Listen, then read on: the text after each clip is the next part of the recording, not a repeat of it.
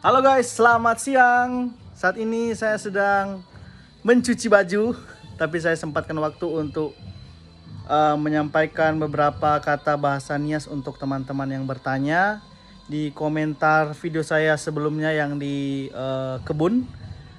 Gatut bertanya ngising. Ngising itu adalah berak ya. Jadi bahasa Niasnya itu ti. Kalau pipis kill. Nah, kemudian si Kak Dewi bertanya juga kalau di bahasa Nias itu yang dia tahu itu bulu geu. Nah, memang betul kalau dari bahasa Nias Selatan itu bulu geu. Tapi kalau di Nias Utara dan Nias Selatan itu emang ada perbedaan sedikit ya. Jadi maklum karena kita agak jauh daerahnya, jadi mungkin penyebaran bahasanya itu dari zaman dahulu itu sedikit berbeda.